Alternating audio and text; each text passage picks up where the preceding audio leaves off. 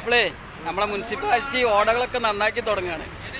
ഒരുപാട് സ്ഥാപനങ്ങളും മറ്റേ വ്യക്തികളൊക്കെ ആയിട്ട് നമ്മൾ ഓടേക്കാണ് വെള്ളം വിട്ടത്. മഴവെള്ളം ഓക്കെ, വേസ്റ്റ് വെള്ളം ഒരു പരിധി വരെയൊക്കെ ഓക്കെ, പക്ഷെ കക്കൂസ് മാലിന്യം പിന്നെ ബാത്റൂമിൽ എല്ലാ വെള്ളവും ഈ ഓടേക്കാണ് ഒഴിവാക്കുന്നത്. കക്കൂസ് മാലിന്യം എന്നൊക്കെ പറഞ്ഞാൽ ഇവിടെ ഈ വെള്ളം വന്നിട്ടാണ് ഈ തോട്ടിലും മൊത്തം ഒരേ വെള്ളമായിട്ട് ഇവിടുത്തെ മഞ്ഞപ്പിത്തം മറ്റ് പകർച്ചവ്യാധികളൊക്കെ അങ്ങനെ ഒരു മഴ പെയ്യുമ്പോഴത്തേനും കൊണ്ടോട്ടിയിലും മഞ്ഞപ്പിത്തം കണ്ട് പടർന്നു പിടിക്കലേ. അപ്പോൾ ഇതാണ് സംഭവം. കക്കൂസ് മാലിന്യം ഒരു കാരണവശാലും ഈ ഡ്രൈനേജിലേക്ക് വിടാൻ പാടില്ല. അതിന് കർശനമായിട്ട് തന്നെ നമ്മൾ പിന്നിലുണ്ടാവും.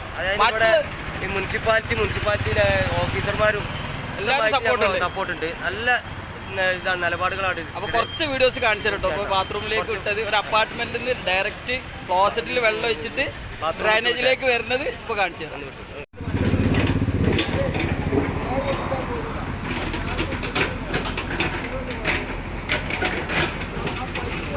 ആ പൈപ്പ് പൊട്ടും ഷാ, പൊട്ടി.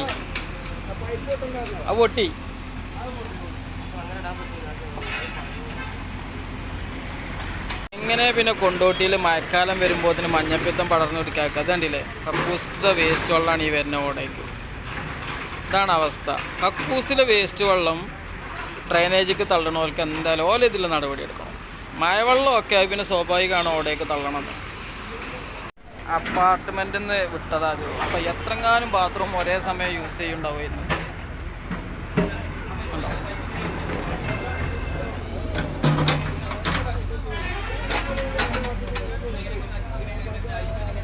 ചാടുന്നുണ്ട്. മുനിസിപ്പാലിറ്റിക്കാരൊക്കെ എത്തിയിട്ടുണ്ട്.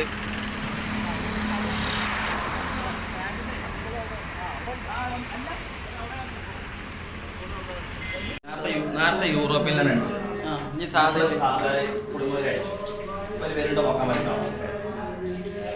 അവിടെ ഒഴിച്ചത് കണ്ടില്ല. അവിടെ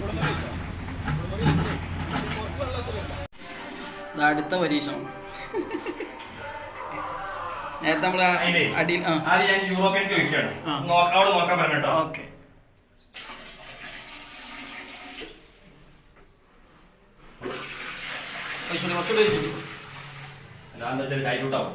വെള്ളം കണ്ടില്ല വന്നിട്ട്. ഇതാണ് മൂപ്പര് നേരത്തെ മഴവെള്ളാണ്.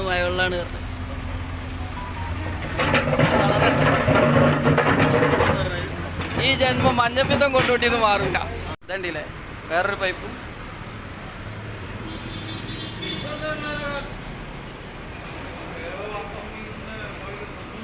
ബാത്റൂമിൽ കുളിക്കണമല്ലോ വെള്ളല്ലേ? ബാത്റൂമിൽ കുളിക്കണമല്ലോ വെള്ളം. ഏതായാലും കുളിക്കണത് ഇതിക്കാണെന്ന് ഉറപ്പാണ്. അപ്പൊ നിങ്ങൾ ഉണ്ടാക്കിയ ബിൽഡിംഗ് ആയിട്ട് നിങ്ങൾക്ക് അറിയില്ലേ വെള്ളം എടുക്കാൻ വരുന്നത്?